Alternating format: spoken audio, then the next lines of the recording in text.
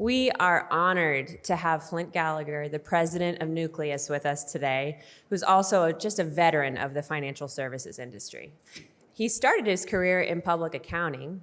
From there, he went on to hold key leadership positions at Florida National Bank, First Union National Bank, where he specialized in executive compensation and wealth management. As president of Newcleus, Flynt combines his expertise in tax income matters, wealth management, and compensation planning to craft solutions that attract and retain top talent.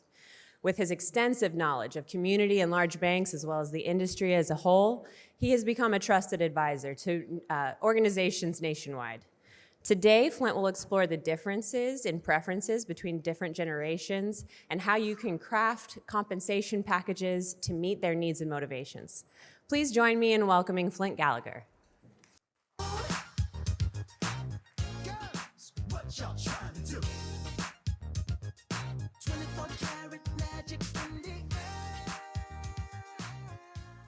Can you hear me all right? After that intro, that's all I wanted to say is thank you very much for being here, because anything I do from here is downhill, so it's pretty good. So I do want to express my appreciation for the opportunity to share the things that I've learned and that I can remember over all the years, which is not the same thing. But anyway, I am president of Newcleus Compensation Advisors. Newcleus has several different divisions. I'm president of one of them, the one that really focuses on what we're going to talk about today. I've been in the industry a very long time. Let me put it this way. When I first started in public accounting, as you just heard, there were 22,000 federal credit unions in the country and over 18,000 banks. In fact, I did my very first bank audit in 1976, where I discovered I was not an auditor. That did not go well. So I focused on tax and wealth planning, management, estate and trust taxation. Did public accounting about 10 years and was hired by one of our clients, Florida National Bank. It's about a $7 billion bank. We did 7,000 trust tax returns every year. This is pre-interstate banking.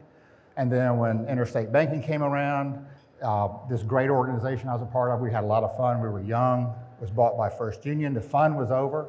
So I've been through an acquisition. I know what it's like. I can tell you I sympathize with anybody who's going to endure that actual experience. But it was great in terms of the learning. I was tax manager for First Union for about another 3 years. Never really adjusted well, left, and started working with community financial institutions all across the country. So that was in the early 90s. So I've seen a lot of changes in the industry. We were talking the other night at dinner, and one of the things I've noticed is when I first got started in community banking, because the first bank audit I did was a small $20 million bank out of Pensacola, Florida, is that there was really no real difference between a community bank at that time and a credit union. Operated very similar. The culture in community banking at the time was family oriented. It's a family, you worked there, you had a job for life. Actually, there was a community bank out of north of Atlanta, that was their motto, bank for life. And it meant if you were ever an employee there, you could never be fired. So we've seen a lot of changes, sales culture, performance-based compensation, we'll hear about that a little bit. But that kind of gives you an overview of where I started. And as I said, I'm the president of that division right there. Let me put it in perspective for you, because a lot of you here are young, and we're going to talk about different generations, and I know the lights are glaring, but I want to raise of hands if you think you are a baby boomer. How many kinsmen do I have out there? Okay. How about a Gen X? Is there any Gen X near the door? That's unfortunate, because that's my way out. Millennials. All right. Do we have any Zoomers here? Gen Z? You're a Gen Z. Wow. I thought I was a Zoomer. I'm on Zoom all the time, so I'm like, what do you mean? The new generation is Zoomers. I thought I was one. But anyway, so we're going to talk about what each generation values in very general terms. Now, I want you to remember there's exceptions to everything. So these are general observations, general trends and tendencies that we observe in the marketplace. So back to what I was saying about technology. And I had to study this before I got up here so I knew what I was doing. Is when I started public accounting, there were no calculators, there were no computers, no cell phones, no anything other than your phone on your desk tied to the wall. I had an adding machine, and it's literally an adding machine. It was about this wide, about this tall, and this deep. And you punched in the numbers that were about the size of nickels, boom, boom, boom, and then you grabbed the hand crank and you pulled it down. And that was for every number you entered. That's the way it worked. After about 2 years, I got promoted, and I got an electric adding machine, so I didn't have to pull the handle anymore. So that was progress. But that's what we've seen as a transition. I can only imagine what you're going to see in your lifetime. Because if you look at my experiences were when I was young and what they are now is so different. So anyway, this is our company. We're nationwide. We do business all over the United States, coast to coast, east, north, west, south. You can probably tell I'm not from Kansas. Anybody can tell that with my accent? This is a question for y'all. Some of you already know the answer, but can anybody guess where I'm from? Somebody's got it. Come on now. Yes. I'm from Florida, but it's also known as LA. I'm from Lower Alabama, which is Pensacola, Florida, in the Panhandle, which we just missed the hurricane. So I tell people all the time I'm from LA, and they look at me like I got 3 eyes. They're like, there's no way. So anyway, we're going to talk about where we are now after the pandemic. Now, the pandemic for us was something that was disruptive, just like it was for everyone else. However, we had closed our offices over 8 years ago, so we were all remote. So it didn't really affect the way we did business, other than we didn't travel to events like this. So we were already a work-from-home operation, at least in the comp side. Now, everybody kept talking about during the pandemic, when we start figuring out and getting the vaccines, when are we going to return to normal? When are things going to get back to the way they were? The shorter answer is they're not. It's not going to go back to the way it was. We've seen things improve. We've seen the rate of wage inflation decrease. As if those who attended some of the other sessions, you might have seen that the anticipated wage increase this year is like 3.5% to 4%, instead of the 8 to 9 to 10 we were seeing before. Quit rate has really slowed down. We don't see a lot of job hopping anymore. We see a lot of wishing they could job hop, but there's really not the opportunity to do it, or there's fear in the industry that if I leave one job, I'm not going to be able to find another one that I really want to go to. In fact, one of the statistics that came out of this was that those who left one job to go to another, almost half of them applied to go back after they went to their other position. They didn't like it, didn't like the culture, didn't like how it was operated. Labor market is going to continue to be tight. It's not going to get better, it's going to get worse, and we're going to show you this. There's a lot of information out that's available publicly on the Bureau of Labor. I would suggest if you got any question about anything to do with the labor market, go look it up. It's there, ready and able. In the next 8 years, 7 years, there's going to be a worker shortage in this country of 6 million people, on top of what we're seeing now. So those are facts that you are going to have to deal with, and we're going to show the information about what it means for this industry specifically. So normal doesn't exist anymore. Now, there are plans underway to try to bring things back to what we're used to, which basically means return to the office. Anybody here still operate work from home? Quite a number. Plans to change that and go back to work from the office? Nobody? Couple. So with the worker shortage we have now, on top of what we're getting ready to experience, keeping talent is critical. And I'm going to tell you some stats about this that you'll employ, especially this audience. Searching for talent is expensive and exhausting, and it's disruptive. Does anybody have any idea what the opportunity cost is when a top-level employee leaves the organization? And by that I mean, how long does it take the replacement to operate at a level of efficiency and productivity as their predecessor? Anybody? Got to have some guesses. Just shout it out. A year. 12 months. You're almost correct. The average is 18 months, with an exception. That's for a man. If the replacement is a woman, it's 12 months. It's not my stat. I didn't make it up. I got that information from an executive search firm. And the reason, I don't know the reason, but I guess maybe because women have something to prove, or maybe they're smarter, or work harder, whatever it is. Maybe they're more in touch with people, and they just adapt better. I don't know the reason, but it's true. So think about that. Even with a woman, you've lost 1 year of productivity, and at the level of the position, if they're a rainmaker or a top executive or somebody who's head of a department or operations, that's a lot of productivity that you're losing over a period of time.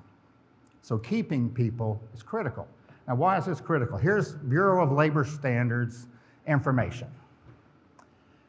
We have 268 million people in this country available to work. Out of that, about 168 million choose to work. Now, what the others are doing, I'm not really sure, okay? All I know is we are at a 62% labor ratio. 62% of people who are eligible and available to work choose to participate in the workforce. As you can see from this graph, that's been declining over time. It's going to continue to decline as a percentage of the labor pool. We've got about 1 million job openings right now. We're getting ready to have another 6 million in terms of shortage. So if you have key people that you want to keep, you got performers, then you need to find a way to make them want to stay in your organization. Because I guarantee you, competition for talent is only going to get worse. So what does this really mean? Well, there is one exception to the general rule. Now, the fastest declining market segment is men. Men have historically been the largest participants in terms of percentage in the labor force at over 95% or 90%. That's now below 90%, headed for 85. And it's going to continue to decline. And one of the stats that you've probably already heard is that college applicants today, 60% of them are women. Men are not choosing to go to college unless they're playing sports. Is that a question? Oh, no. Okay. Listen, if you want a copy of this, just let me know and I'll send you the presentation. You don't need to take pictures. So there's one demographic where the participation rate is increasing, and that's me, yours truly. Boomers. Our participation rate in the market force is increasing for 2 reasons, actually 3. One is we are retiring later than any generation in history.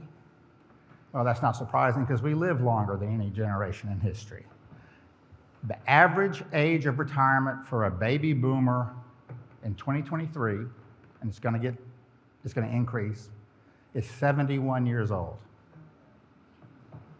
That's the average retirement age. I imagine next year or the year after it's going to be 72, because I'll still be working. So what this tells you is even when a boomer retires, they are returning to the workplace. Now, why are they coming back to the workplace? 1, it's probably because they're bored. 2, it's because the number 1 concern of baby boomers is running out of money in retirement, because we're going to live forever, okay? So we're worried about money, so we're coming back, whether it's part-time, full-time, we want additional sources of revenue. And the 3rd is probably because our spouse wants us out of the house, because we're driving them crazy.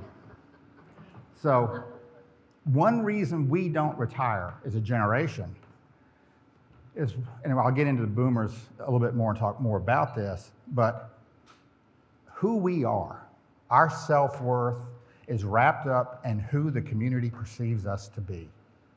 If I'm the head of a department, if I'm the CEO of a company, if I'm a chief lender, I'm not leaving the position because the minute I step outside that role, I have lost my standing in the community. Now, it may not be true, but that's the perception that we live with. That's the way we were taught. I'm gonna get way ahead of myself, which I always do.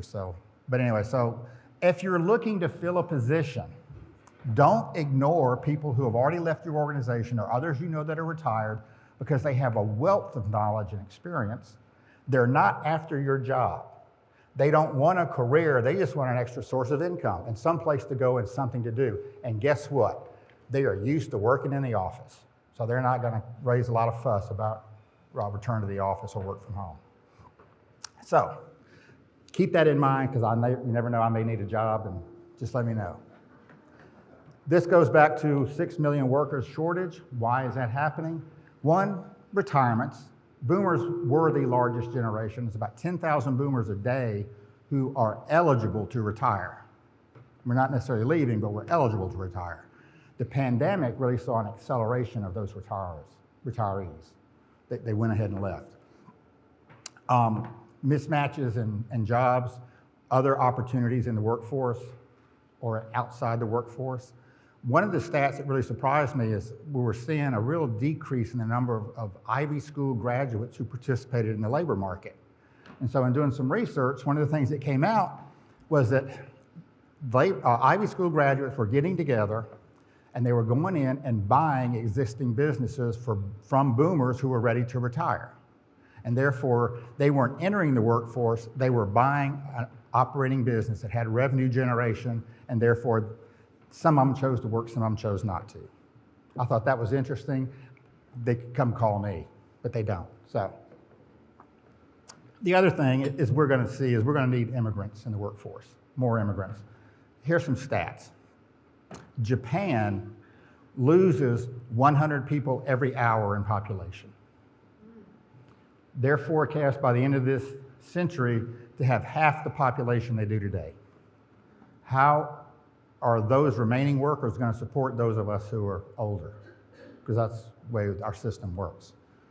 In the United States, our birth rate has been lower than what's necessary, which 2.1 births per year, per family, is what's required to maintain the population. We're at about 1.6. That's since 2007. So our available workforce is declining because we're not having children. The only way the United States is not seeing a worse shortage is from immigration. 1 in 4 doctors in this country are immigrants. So they come from outside the country. So keep that in mind. Again, this is all aimed at if you've got good people, you need to find a way to keep them. This is what I was going to talk about. Financial services industry. This is showing the current labor market and the shortage of talent. And as you can see under the financial services or activities, all those dark bodies, that's a shortage. That's how many positions in financial services, which includes banks, credit unions, all different sorts of financial activities, where we are short the available talent. It's because we're not replacing them with people who are actually pursuing those particular types of activities or careers. We're seeing them go into other areas. Been a big swing in that in the last few years. Anybody ever watched the show Dirty Jobs? Yeah. Usually those jobs are not in the financial services industry. They're in something else. So, and apparently it's working because more and more people are going to those types of employment issues. So, again, I'm going to reiterate. You're going to see several of the same things over and over because I really want you to remember. When you leave here, there are certain things that I think are critical that you retain and focus on. Retaining people is key. Now, I'm not telling you anything you don't know, but I'm going to tell you how I think you should approach it. Recruiting and training, career opportunities, identifying a career path, those are critical for young people. That's what they want, providing it. You know, I've heard most of my career, our people are our greatest asset. I can tell you, in the companies I've worked with, maybe on 2 or 3 occasions did they actually live that motto. So I don't know about you. I know in your profession, I'm sure you believe that. Does your company believe that? Your executive team, your directors, anybody? If your company believes that, and you think they do, I'd like to see a raise of hands. Okay, fair number, but there's also a fair number who didn't raise their hands. That's a problem, because without people, you don't have an ongoing business. How do you keep them? Well, right compensation, which is not always money, by the way. When we talk compensation, we're not necessarily talking dollars and cents. There's other forms of compensation that are valued. Benefit plans and compensation can make the difference. The other component of that is the culture and the opportunity that's presented to the individuals, the mentoring, the touching, and we'll talk about that again. But if you have the right plans, you go a long way to making sure that your people feel appreciated and want to stay there. The question is, how do you know what's right? I'm simple, so most of my recommendations are also simple. First rule of thumb, and this is critical when you're talking about any form of compensation, find out what your people value. It's not necessarily what you value. Don't make the mistake of designing a plan or putting something in place because you think that's what they want. Because chances are they don't. They're different. They're at a different place in their career, in their lifestyle, their circumstances, their whole approach to work than you are. Find out what they value, and once you've established that, provide enough of it to influence their decision making. It's not rocket science. It's real simple. Find out what they want, give them the opportunity to earn it in a sufficient amount to really make a difference. That's it. So what do they value? What's the right thing? Well, then we get into what we're going to talk about, which is different generations. Each generation has different values, different expectations, wants, desires, and needs. And it changes over time. So we're going to talk about the different generations in the workforce, and there's 4 of them right now. Actually, there's 5, but I'm going to ignore matures because there's so few of them in the marketplace. But if you design this properly and you understand your people and you can get them engaged, there is no limit to what you and your company can achieve. Because an engaged workforce is the most important thing you can have in any company. Now, I don't know who was here for Deborah's presentation yesterday, but she talked about engaged and disengaged, and it's critical for you to understand how that works. As she said, and stats we look at also support this, about 30% of your employees are called what's engaged. They're the ones who go the extra mile. They're the ones who, if something needs to get done, they make sure it gets done. They arrive early, they leave late, whatever it takes to get the job done. About 50% of your employees are what's called disengaged. Doesn't mean they're bad employees, it just means they come in, they get their job done, and then they go home. They do the job, but they're not necessarily there to put forth that extra effort. And then you have your actively disengaged, and you're better off without them. Because if you can get rid of them, they actually hinder the production in your company. If you can identify those, like I said, you're better off without them. So, I want to know, again, and we're going to go through this, about the different generations, because this is the fun part for me, because I get to talk bad about everybody. Starting with me, okay? And you think I'm kidding, but I'm not, you'll see. But here's the thing. If you are the eldest in your family, regardless of where you fall within the generational pyramid, you are more like a boomer than anything else. And that just means that you take on responsibility and you focus on work. If you're from a military family, an agricultural family, or an immigrant family, you're more like a boomer. If you're from some other type of family or origination that has a rite of passage as either part of their social structure or their religion, like the Jewish faith, you're more like a boomer. Now, what does it mean to be like a boomer? It's not necessarily a good thing, by the way. And this is why we're talking about this. Everybody familiar with this? First rule of good salesman is you know your customer and also know when to shut up, you know. Know your customer. Your employees are your customers. You need to know who they are and what they want. And then you need to find a way to deliver it. Every generation brings something very valuable to the workforce, and it's different. It's called variety, diversity. We've talked about it. And that's where new ideas come from, new processes. It's critical that you engage those employees who are different than you, because they have a different perspective and different ideas on how to get things done. And that's really strange for someone like me to say, because it's either my way or you need to go find another job. So, which hasn't worked well for me in the past. So I've tried to change that. So, boomers. Again, how many people in here, based on this, would say you're a boomer? All righty. Boomers are workaholics. We are the original me generation. It's all about us. Still is. We're workaholics. We live to work. Overtime is expected. Arrive early, leave late. Go to the office. Who we are is based on the position we hold in the company. I kind of talked about that. We like face-to-face communication. We want to look you in the eye and know you're telling the truth or how you're reacting to what we're saying. We're not real big on conference calls anymore or emails or TikTok or Instagram and that. We want face-to-face. Pandemic changed that for a lot of us. A lot of us refused to adapt and forced people to stay in the office. We were formed by the civil rights movement, flower power, hippies, Vietnam, protest. So that's kind of our background. We view work as our success. We sacrifice for success, which means we work. That's what this really means. We manage by goals and deadlines. What are you supposed to do? When's it due? We are excellent if you can convince us to be a mentor. We have a world of knowledge that we are taking with us when we leave the workplace. Institutional knowledge is critical, institutional memory, whatever you want to call it. And when we walk out that door, we take it with us. And unless you can coax us back in to help us supplement our retirement income, it's gone. Because we are terrible about sharing it unless you incent us to do it.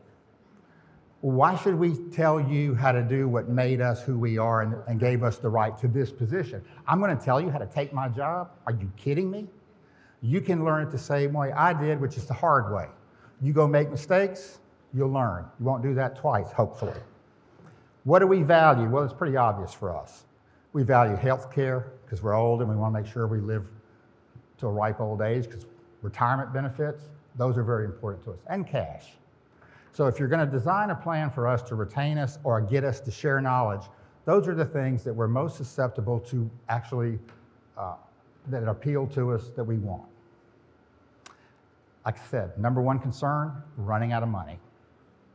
So retirement plans, whether they're qualified plans like a 401k or 457b or 403, or non-qualified plans like SERPs or any kind of defined contribution plan, 457F, those plans are very attractive to us because it gives us additional sources of retirement income so we can enjoy the retirement that one day we hope to really take part in, even if it's another 10 years in the future. All right, Gen X. Who's in here is Gen X? Okay, you are a part of the most cynical, pessimistic, unfriendly, and unhappy generation this country has ever seen. Okay? Now that we got that out of the way, it's not my words. I can tell you who said that. He's a great guy, great speaker. He's out of Mobile, Alabama. If you want his address, I give it to you, and his phone number.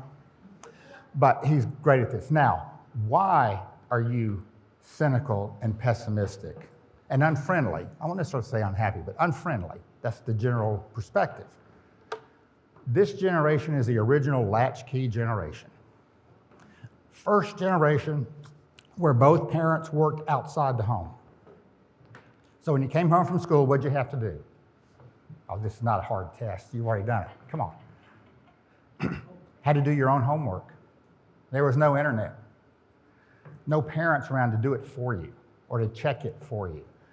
If you had younger siblings, you were responsible for watching them, taking care of them. If they were pets, take them outside, make sure they hadn't run off. If both parents were working and it was late, maybe you had to start dinner, clean the house.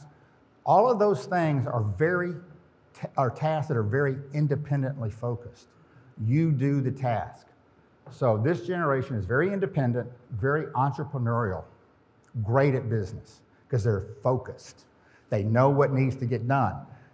Unfortunately, they're not the best managers, and we're going to talk about that. What do they value? Retirement income, but 401k match, salary, time off, personal, professional relationships or balance. They want position recognition. They want to know that what they're doing is appreciated. The problem that Gen X has in the workforce today is fill in the blank. Are y'all paying attention? Boomers, we're not leaving. We're not leaving so they can't receive the recognition they want, which is our position. Yeah, that too, Christy. All right. But so, yeah, that's causing some issues in the workforce because you'll see, if you are a sports fan, coach in waiting, or you're executive in waiting in the organization, and they're still waiting, they're not going to wait forever. They're going to go someplace else because there is demand for their talent. So think about this when you're looking at how to retain these people. How can you do it? What's important to them? Now, they're also the smallest generation by population size. However, they are, by percentage of the generation, they're the most educated of the generations in the workforce.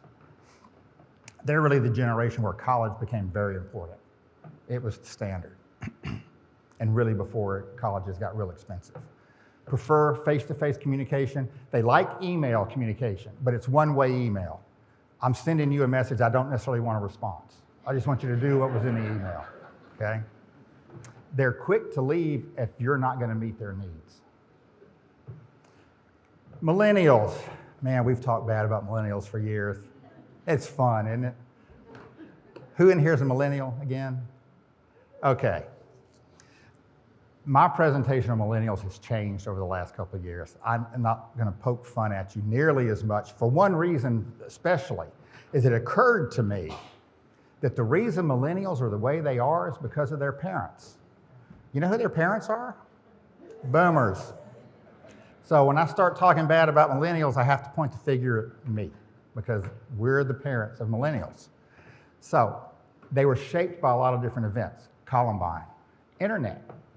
You know, they were young when the internet really came about. Boom economy. The 90s were great. 80s and 90s. 80s were really great. 90s not so bad. So they're used to good times. They want flexibility in the workforce. They want career path. They want time off. They want flexible schedules. They value salary. They value the quality of their manager. Now, Deborah mentioned this, or somebody mentioned it yesterday.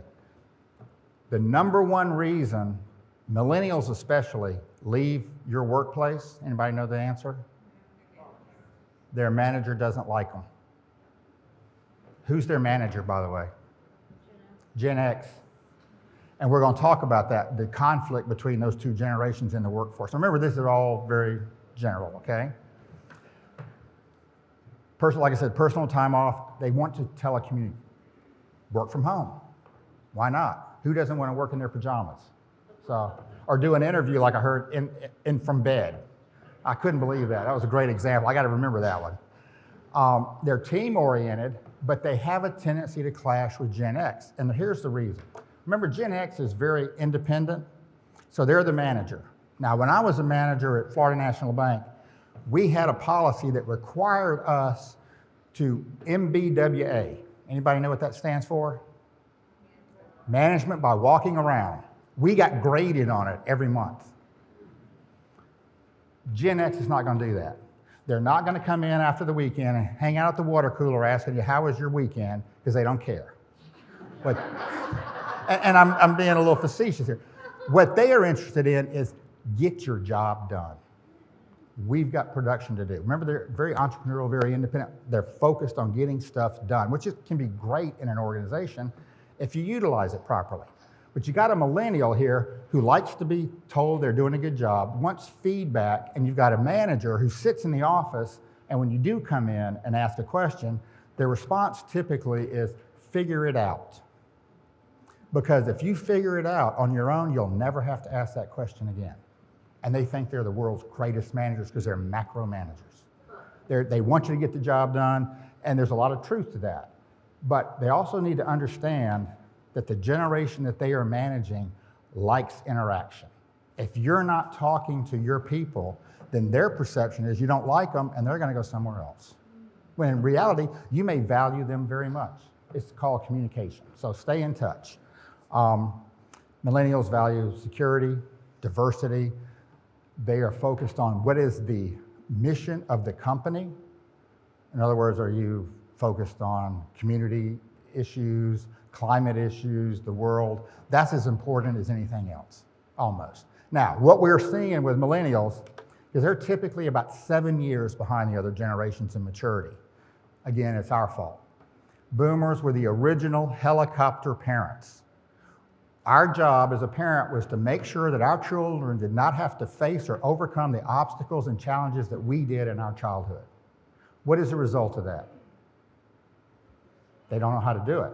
I can look at my children and tell you. And so we have delayed their maturation by about 7 years.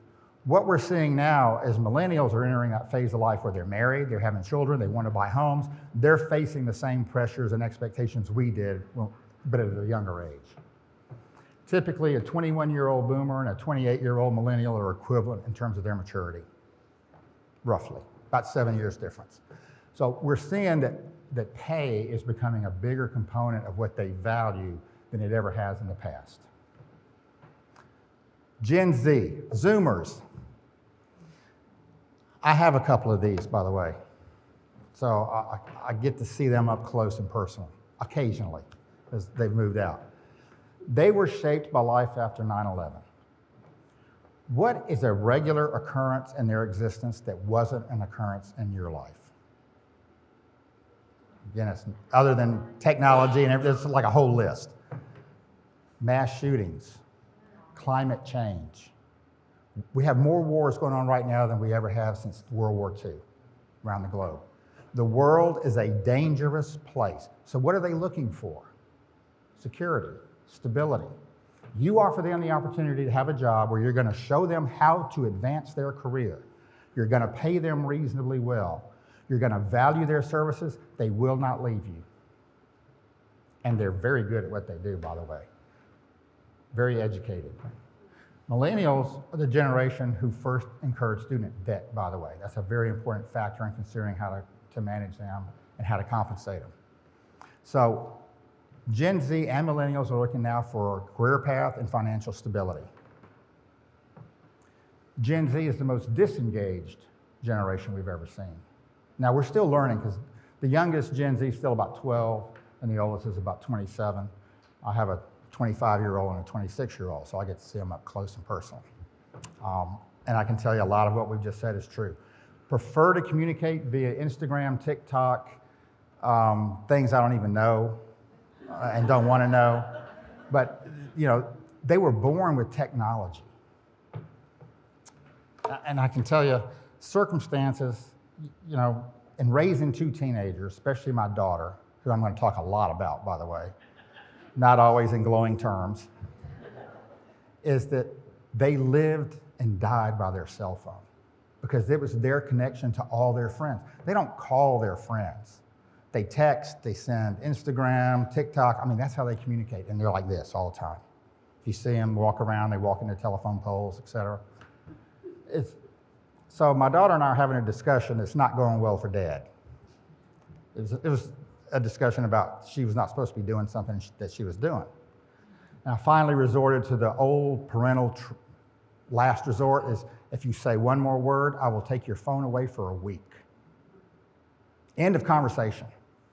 She storms upstairs, we're in a 2-level house, storms upstairs, slams her bedroom door, which Dad's not happy about. So Dad starts up the stairs. About that time, door opens, she's coming back down the stairs. I'm like, oh Lord, this is gonna be good. She gets down, she's 5'10", by the way. Blue eyes, long blonde hair, looks me in the face, hands me her phone and says, now I'm gonna tell you what I want to say. I'm like, this generation is very focused on what they want. So that's why I tell these stories. Reality slapped me in the face almost. So this is what's going on. Gen Z will be a significant portion of the workforce by 2030. They're going to be like 30%, I think. Let's see, what was that? Well, no, we can't go back, which is too bad. How do we go back on this? You can go back a little right, going left. Yeah, that's what I was trying. I got you. Nope, it's not. I got you. You got me? See, I'm technologically challenged. And while we're doing this, I'll tell you. JR, are you in the room somewhere? Is it this little red button? Oh, the red button. Okay, well, I was doing green. You know, that was unnecessary. Just saying. JR, are you back there anywhere? If anybody attended JR's session, now, JR was the first employee I hired, best thing I ever did, by the way. I'm in Cleveland Airport on a Sunday, renting a car, and it's snowing. It's like in February, and it's an open surface parking lot. So I go out to this little car, I get in, there's no key. How do you start this car? It's got this little button that says push here, so I'm pushing the button, nothing's happening. I'm like, I gotta be somewhere. I called JR, I said, JR, how do you start this car? When he quit laughing, he said, mash the brake, push the button. Great. So I learned, I'm a slow learner, but I will learn. So I got that. So anyway, what do these generations value? What are their concerns? Well, cost of living has become their concern now. Pandemic did that, job opportunity, things are getting more expensive, inflation. That became number one. It didn't used to be number one 2 years ago. Climate change is still very important. The world is changing. I live on the Gulf Coast. Helene just came through. I'm very well aware of climate change. Now, whether it's true or not, I still blame it because it's convenient, but it's probably true. Healthcare, unemployment, crime, safety, those things make sense based on what we said. Gen Z, sexual harassment, mental health. What was the stat I heard yesterday that 85% of employees suffer some kind of mental anxiety and depression? That was really eye-opening for me. I knew that it was something that was very valued in the younger generations. I had no idea how prevalent that issue was. The thing about Gen Z is they value wellness benefits more than retirement benefits. As HR, how many people in here, your company has a wellness plan? So you know what wellness plans are. They're different than your health plan. It's usually an add-on to your health plan. Are yours add-ons to your health plan? That's more important to this generation than your 401k. So if you're allocating dollars, maybe you should think about that. Because remember, for somebody who's 26 years old in the marketplace or workforce, and they're not going to retire until 65 or 70, how far away is that? I mean, when I was in banking, they gave me stock options that vested in 5 years. I was 32 years old, 33. I didn't have the money to exercise them, and 5 years was forever. What do you think 40 years is? That's just unrealistic. So they're looking for something now. So think about your plans and how that may work into their situation and what they value, what you're able to offer. Salary expectations. I love these slides. College graduate coming out of college expects to make right at $85,000 a year. Who in here is paying $85,000 as a starting pay? I'd like to know. Nobody? Okay. The minimum acceptable salary they say they take when they graduate is about $72,500. Anybody paying $72,500 for somebody starting right out of college who's just with a bachelor's degree? Okay. The average actual starting pay is actually $56,000. Anybody paying that? Because I was wondering what industry is paying that, because I'm interested. I'm sure everybody's heard the news. Bank of America a few years ago announced that they're going to be paying $25 an hour by 2025, I think it is. Anybody here pay $25 an hour starting pay? Anybody? And I can't see over there, so if you're over there, you have to yell. Unions. We're going to talk about Boeing. Anybody follow what's going on with Boeing other than planes crashing, the poor? And I didn't really mean it like that, but has anybody been following their negotiations with the union? You have. We're going to cover that in detail because I want you to see what's on the table for these people because, by the way, remember, you're not competing for talent just in your industry. You're competing talent across all the entire workforce marketplace. Amazon, they just issued a return to the office mandate. I can't wait to see how that works out. And that's for their corporate staff. It's not for their warehouse workers. Anybody ever hear of Buc-ee's? I would love for one of you to come up here and give your impression of Buc-ee's. Of course, we probably don't have enough time. Anybody here not know Buc-ee's? Raise your hand if you do not know what Buc-ee's is. You don't know Buc-ee's? Okay. Buc-ee's, my favorite story.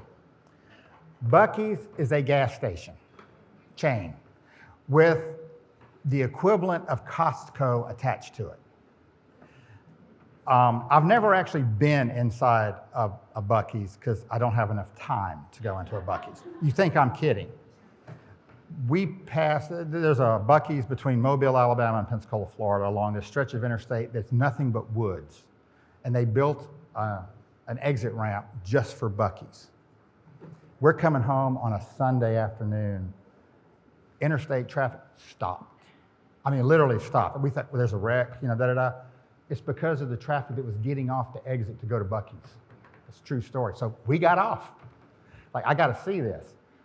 We pull into the parking lot. There are 12 parking lot attendants directing traffic through the parking lot. We never stopped our car, didn't get out, didn't get gas or anything. Took us 20 minutes from the time we entered the parking lot to get out of the parking lot. It's packed. They have about 100 gas pumps. They have enough lights there to be seen from the moon. You think I'm kidding? And they have this huge store. Their claim to fame is their facilities are so clean, you can eat off the bathroom floor. Now, people who've been there, would you agree with that or not? Yes. It's true. Now, they work their people hard, but starting pay for these positions, 6% match 401k day one. 3 weeks vacation day one. Education, hopefully you have a high school degree, no college. You get to pick your shift. They will train you. What is interesting is we talk about the deli clerk, average salary for a deli clerk works because they have food, they have everything. Car washes, $91,000 a year. No college, no student debt. This is the ad that you will see outside their store or in their stores. It's in the parking lot. And it changes a little bit based on location, but it's pretty similar. A car wash manager who they will train, they figure you should be able to manage the car wash without a supervisor within 2 years of taking on that position. Starting pay, $125,000 a year. That's true. So this is what you're competing with. And by the way, it's spreading like the pandemic did. It started in Texas, and it has now covered most of the Southeast. It's headed into the Midwest. It's moving up to the North. If you haven't seen one or been to one, it's coming to your neighborhood, which means you have to compete with this. So it really is something. Walmart, everybody's got a Walmart, right? They had announced about 8-9 months ago that the average Walmart manager made $400,000 a year. They increased that about 2 months ago to $500,000. They increased their incentive pay. Walmart manager, about $500,000 a year. $1,000 retention bonus for any Walmart employee after a year. Training and skill positions, and they pay anywhere from $19 to $45 an hour. So not bad. I'm telling you this because this is what you're competing with. Now here's the best, Boeing. I don't know if you follow the news, but like we talked, Boeing and the union's striking, if anybody didn't know. Has been for about 3 or 4 weeks now. What the union was demanding was a 40% increase in pay over a 4-year period, plus a lot of other things. They wanted the return of pension plans. They didn't like 401k, they wanted a pension plan. They didn't want to run out of money in retirement. Boeing came back and said, we'll give you a 25% salary increase over 4 years, 11% effective immediately. We will give every worker a $3,000 bonus immediately. We will reduce the cost of health insurance by about 10%. We will decrease the out-of-pocket cost of all your medical services by 40%. We'll increase the 401k, and we'll add a 401k where you don't have to participate. We'll just put $4,000 a year in it for you on your behalf. It was voted down by 96% of the members. Boeing came back about 2 weeks later and said, okay, we're going to increase this to 30% pay over 4 years, and we'll give every employee a $6,000 bonus. The union released a one-line response. We cannot believe you disrespected us so bad. That's what you're competing with. So they also increased PTO and all that good stuff. By the way, when we talk about a 25% increase with seniority, The reality was that's about a 33% increase in pay. Now, I'm sure you're aware the longshoremen went on strike today. Everybody's aware of that. I hope you've ordered a lot of toilet paper and paper towels in advance because it can be significant. JR can actually tell you more about it than I can. It's amazing the demands they've made, but one of them is they were looking for a 77% increase in salary over 6 years, which the companies didn't give them, so they went on strike. But JR was explaining that the overtime was a big deal with them. So if you needed additional workers, dock workers, you didn't just call Joe and say, hey, can you come on down and work? They work in teams, in pods. You had to hire the entire pod, even if you only needed one person. And by the way, you couldn't only work them for an hour or something. You had to work an entire day or an entire week. And you can't fire them, by the way.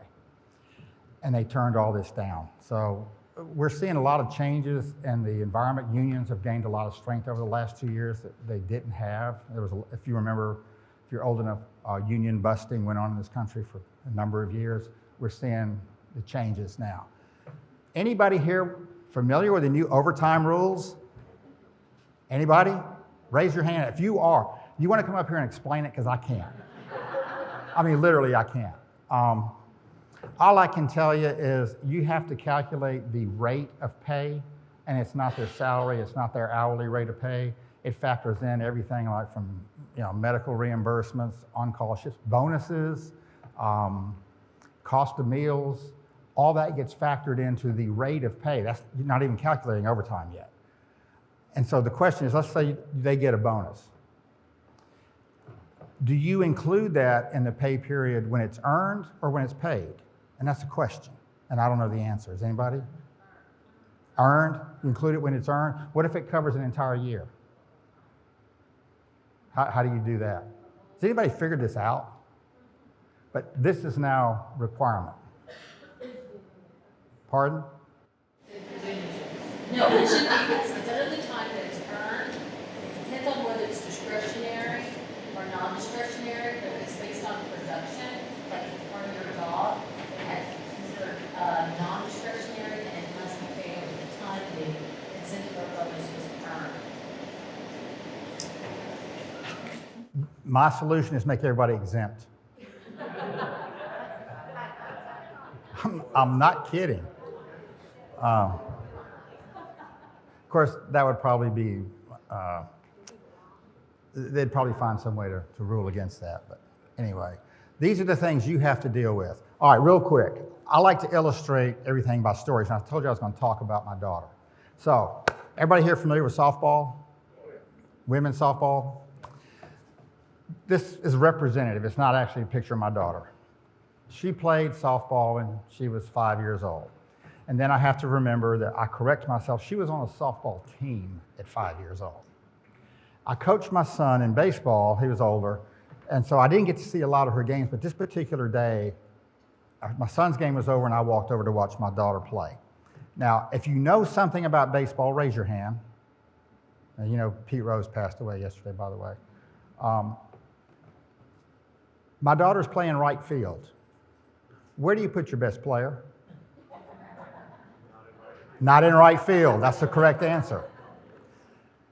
So she's in right field. Now, at 5 years old, their attention span is really short. It tends to wander like they do. So, there's 2 outs, and one of the parents comes up, starts talking to me, and so I'm not watching. Turn back around. There's nobody in right field. And I'm like, well, is she at second base? Where is she? I can't. There's only 8 players on the field. Like, where did my daughter go? There's no telling. So I look around, finally walk around, look in the dugout. She's sitting on the bench. I said, honey, what are you doing? She goes, I'm done. Remember, this is the girl who handed me her phone, okay, 10 years later. She goes, I'm done. I said, what do you mean you're done? She goes, Dad, I'm done. I said, no, you need to get back out there. Your team's still out there. They need you. There's only 2 outs. She goes, Dad, I am done. I said, geez. About the time I didn't get a chance to respond because they got the 3rd out, the team comes in. Well, unfortunately, under the rules of that league, if you play in the field, you have to bat. So she had to bat. And it's T-ball. God is not happy with me for some reason because she gets a hit.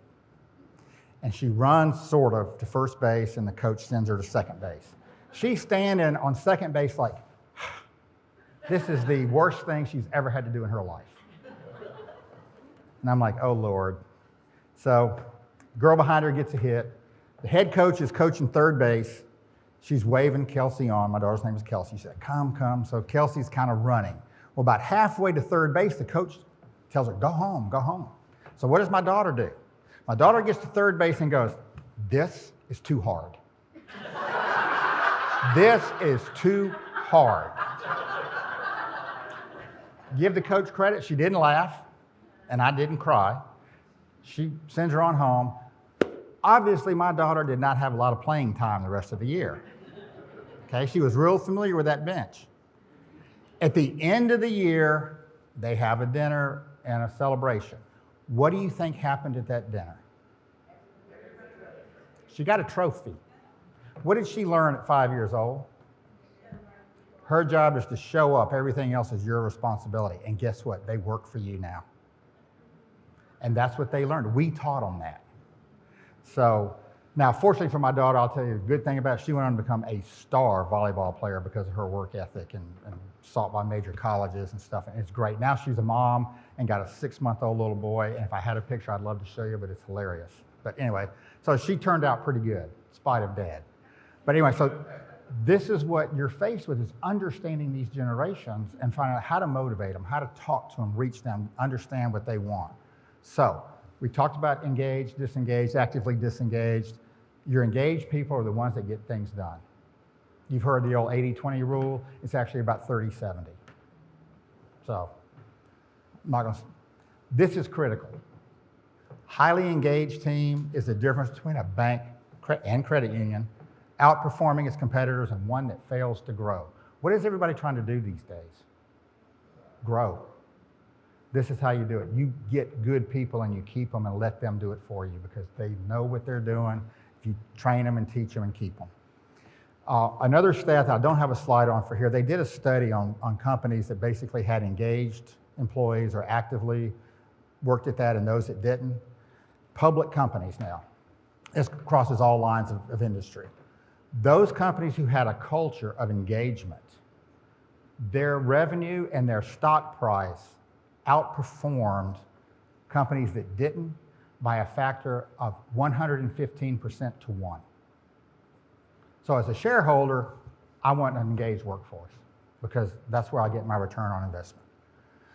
So now what? We've talked about all the different issues. How do you actually do something about it? What is the answer for you in terms of what are the tools you have available to help implement and incent and motivate and keep these people? Well, again, you got to find out what they want.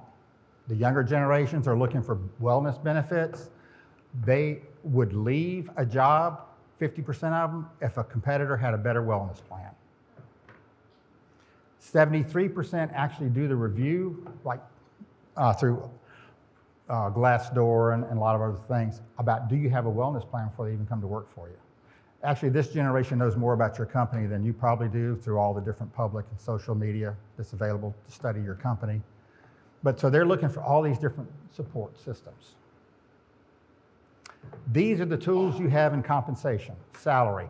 Whenever somebody's looking at a job, the first thing they see is what's the salary? How much is it paying? The other items on here are afterthoughts, usually at best for the majority. Some focus on it like cash incentive or long-term and retirement benefits, but mainly it's salary that gets everybody's attention. It's very short-term. How retentive is salary? Lasts until somebody else offers more money. Isn't that about right? Annual incentive drives specific performance. It keeps people for about a year. When's your period of greatest turnover? January, February, right after bonuses are paid, right? They're hanging in there. Got to get that check and then I'm out. Long-term incentive, like I said, that's typically stock options or some kind of equity or synthetic equity. Who in here is public? Anybody in this room a public company? You are? Do you use equity? Yes. Any other companies, and this is not for credit unions, this is for banks. Any other companies that are not public use true equity as part of your incentives? Anybody? Raise your hand. Good. And then non-qualified plans are designed to retain for the long term and to stabilize franchise value, and then other perks and benefits, which is mainly employment benefits in terms of agreements, change of control issues. We'll talk about 280G a little bit, especially if you're entertaining the idea of a merger. An incentive is strictly something that encourages somebody to do something. That's it. You're motivating somebody to accomplish something specific. It is not an overall merit increase approach. We're driving specific performance of something that's critical to your organization's success. You're going to see this again, by the way. Annual incentive plan, keep it simple. Quantitative as much as possible. Doesn't mean you can't have a discretionary component. You want objective metrics. We need you to bring in $50 million of deposits. We need you to generate $20 million in new loans, and by the way, no bad credit either. We need to drive revenue, or we need to drive net income. Long term is different. We can have the same type of approach, it can be performance-based, but it's sticky. It keeps people around because if you walk away, you forfeit it. And it can be investing over 3, 5, 7, 10 years or longer. And then non-qualified or retirement plans, and we're talking about non-qualified plans, not your 401k or 457B or your 403. We're talking about non-qualified plans that are discretionary on the company's part, not contributions from the individual. And it's designed to do one thing, and that's retain key people. So, tell you this again, I told you we're going to see things a couple different times. Remember, this is what an incentive plan is designed to do. So, when you are designing an incentive plan, here's the 4 steps you should go through in actually thinking about an incentive plan. First of all, is why are we doing this? Are we trying to drive revenue? Are we trying to retain people? Are we trying to increase production in an area? What are we trying to accomplish with the plan? That's step number 1. Once you figured that out, it's like, okay, now that we know what we're trying to accomplish, who's going to make it happen? Is this focused on the executive team? Is it focused on branch managers and deposits? Is it focused on a lending team? Who is going to deliver the results that we just identified we want to achieve? And then, once they do, what are they going to receive? Is it cash, equity, time off, more benefits? What is it they get? And again, you got to find out what they value. And then the lastly is, okay, once we've done all that, when do they get it? Is this a plan that's going to pay out every quarter, once a year, 3 years, 5 years, retirement? That's the steps you go through in determining a plan. Now, there's other steps as well, which is if you're going to do this, you have to identify what are the performance criteria and the objectives for each individual or each group. Again, simple structure. So let me tell you what that means for me. An incentive plan should be something that's easily understood by the participant. In other words, you need to know what you need to do tomorrow to earn the incentive that we've identified for you. And if you don't know what you need to do the next day to earn that incentive, plan is not very well thought out or not communicated properly, or it's too complicated. So how do you know if it's too complicated? Here's the general rule of thumb. You're driving home from work on a Friday afternoon. You have the windows down because it's a nice day. You got the radio full blast. You're in traffic, and you're 5 minutes from home. If you can't figure out where you are in earning your incentive, the plan's too complicated. You need to know what you're doing. An individual in an incentive plan has to have the ability to influence the outcome. If they don't have any ability to control the results, then they don't know what to do. It's just a gift, basically, if they get it, and they don't know what they need to do to earn it the next year because they don't know what they did this year to get it. So that's kind of my example of incentive plans. I cannot believe I'm running out of time. Are you kidding me?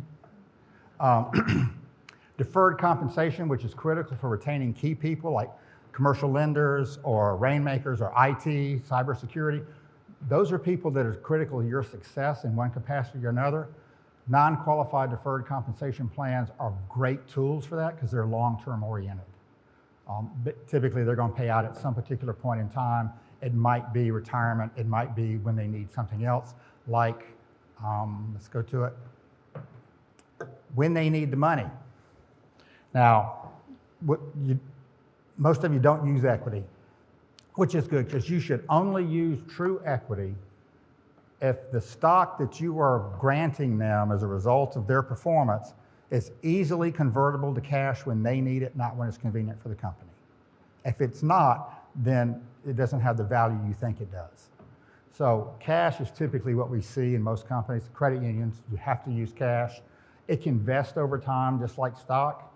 You can have the You can tie an interest rate or a crediting rate to it that is going to mimic the appreciation and the value of the company, like book value year over year, whatever that appreciation is. You can use 10-year treasury, you can use anything you want. You can also identify when it's going to vest. In this example, this is 5-year vesting, which means on the 5th anniversary, the amount that you designated for this person, in this case, $25,000, we're using a percentage of salary, and we're just making numbers up, okay? This is not a recommendation. Is that $25,000 plus interest is going to pay out on the 5th anniversary.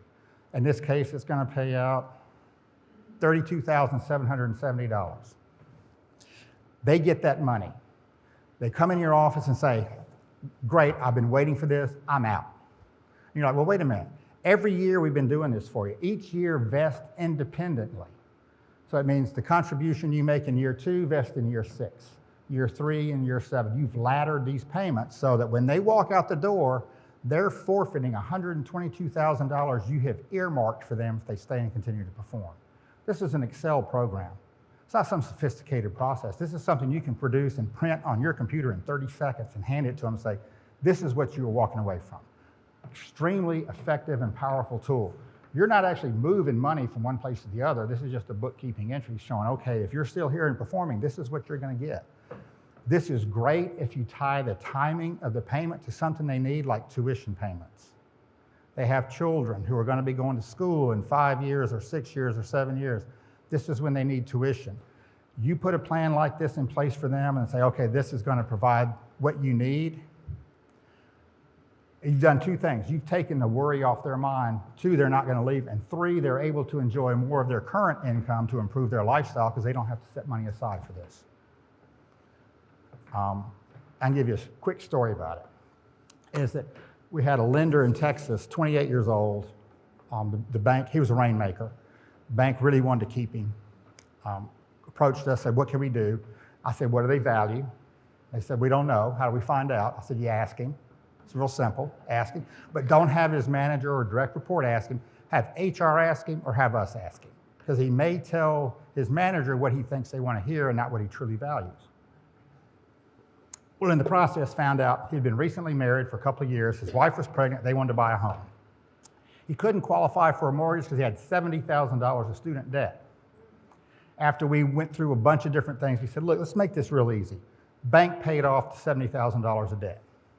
In return, they executed a 7-year promissory note that said every anniversary he was still there, that they would forgive $10,000 of principal plus interest. After 7 years, he doesn't owe anything back.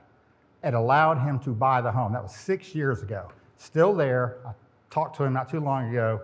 He will never leave that bank. They did something for him that meant something to him that made a difference in his life. They showed him he was appreciated. So it's not difficult to do these kind of things.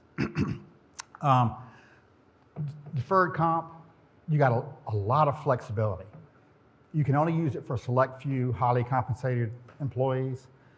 So you can pick and choose who you want to do it for. You don't have to do the same thing for everybody you do choose to do this for. So you got a lot of flexibility on the design end. It's designed to reward and retain. You have a lot of control over how it operates. There's no IRS approval needed.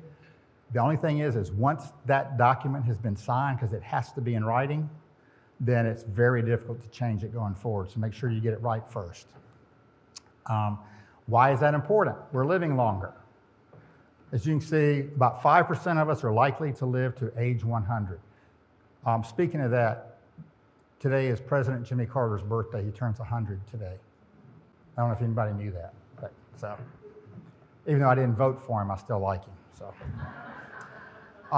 So we're living longer.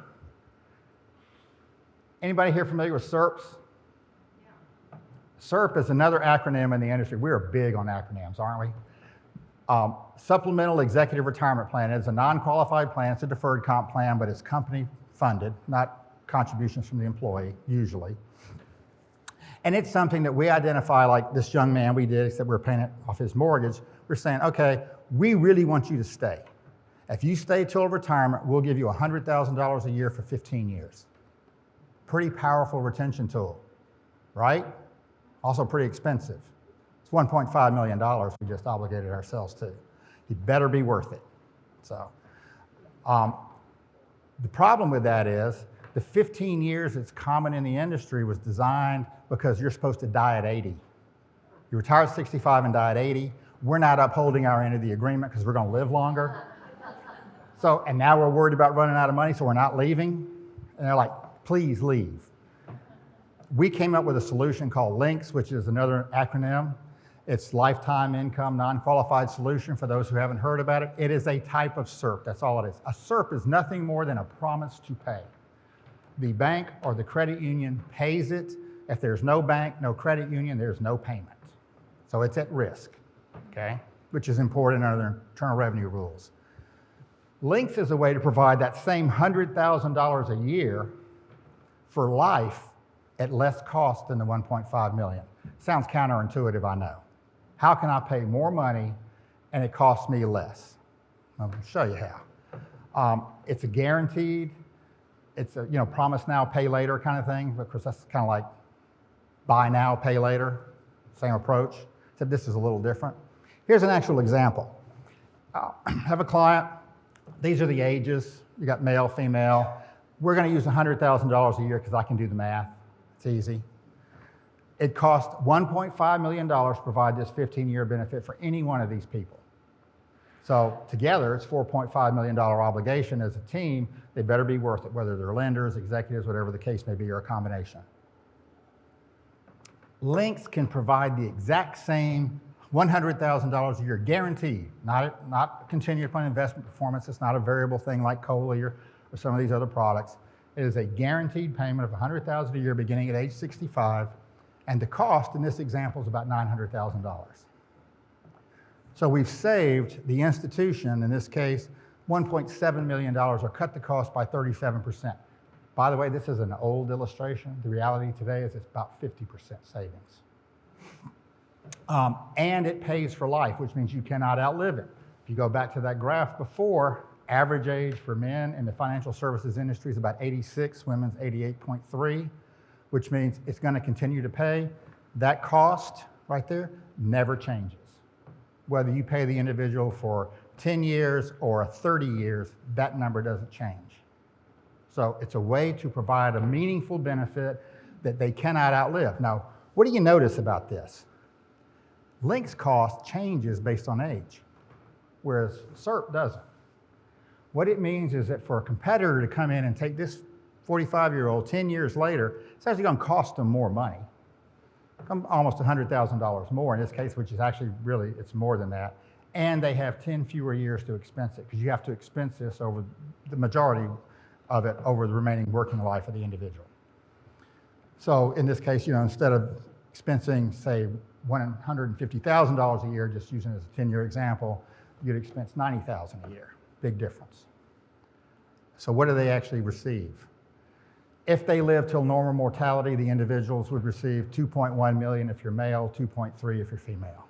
If they live longer, those numbers are just going to go up. You cannot outlive the retirement income because it pays until death. You can also do this as a joint benefit for husband and wife or spouses. If you want to structure it, it's going to increase the cost about 20% roughly for the same benefit. But this has been in the marketplace for 15 years. It works. There's over 100 institutions that have implemented this. They have executives in retirement. It's doing exactly what it's illustrated. One thing about this is similar to Social Security. The $100,000 a year benefit at 65, if you delay retirement, that $100,000 grows every year. Gets bigger. So there's no penalty for continuing to work. No incentive to leave. We've had this implemented for cases for lenders. We've had it implemented for executives, directors. We've actually had it implemented by a mutual bank to force a CEO to retire because he wouldn't leave because he had a 10-year SERP and he was afraid he was going to outlive the benefit. So they put this in place so he wouldn't outlive it and then fired him. So, because they had a CEO in waiting and they knew he wasn't going to wait any longer. So, again, talking about LINKS, it's just non-qualified. It's guaranteed, not contingent upon investment performance. It's a fixed benefit. We know the benefit payment today and what it's going to pay at any point in the future. It's compatible with a new plan. You can start from scratch. It can be your existing plan. Any deferred comp plan you have can be converted to this. And by the way, everything has pros and cons, okay? Nothing's too good to be true. Wellness plans, they're very valuable, very in demand by the younger generations. I know a lot of you have wellness plans. Is there an additional cost for your plan as part of your health service? Anybody? Or do you know? Okay. Typically there is. If you add these wellness benefits, there's an additional cost to the plan. There are wellness benefit plans that are actually no cost to the employer and no cost to the employee. And I say no cost because I'm conservative. They actually are less expensive than not doing the plan. It actually saves you hard dollars. Not improved performance, not all that, hard dollars. I'm not talking about savings, I'm talking about real money you put back in your pocket. Wellness plans are great. They improve production, efficiency, reduce time off, et cetera. Big proponent of it. If you want to know how it works, especially the no-cost approach, just ask me and I'll be glad to tell you. This is important. To me, customers will never love your company until your employers do, or your employees do. Who do your customers see when they walk into your institution? Your frontline people.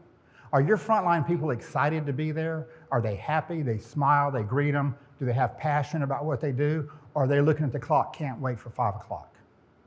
Because that impression, that attitude is passed on to your customers. Believe me. Now, I know fewer and fewer people are actually coming into the location, but even so, those, when they're interacting either indirectly or on the phone, if they're not communicating with passion and excitement, then the customer knows that.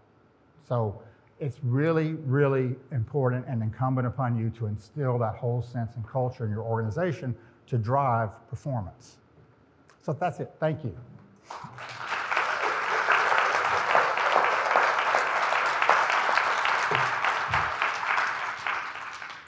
I guess I'll take questions for a few minutes, if you have any. Oh, now I can see. Okay. Flynt, I was wondering, which generation is more likely to ask you to show them how you came up with that salary range and want to know what the methodology behind it is? Can I say all of them? Probably millennials and Gen Z. Gen X is going to want to know because they're really focused on being respected well enough, which is they judge it by how much you're paying them, and I've got firsthand experience of that. So it's really everybody wants to know. So the pay transparency issue is really welcoming to them, and actually they utilize it. Because I know there used to be laws you're not supposed to say anything about comp. Anybody here been part of a company where it was in their employee handbook, don't discuss compensation? I know it is now, but it didn't used to be. It used to be a grounds for termination. Yeah. Did you still talk about comp anyway? Yeah. Of course. Never listened. So, I mean, people are going to know what you pay everybody else. So, any other questions? I got a lot of stories about my son and daughter if you want to hear that. Yes. Just a thought, a quick question pertaining to the top concerns you had pertaining to millennials and Gen Zs. Gen Zs did not have on their top concerns, I'm assuming healthcare compared to the millennials. Do you feel it's because they are usually still on their parents' insurance until age 26? First-hand experience, yes. Okay.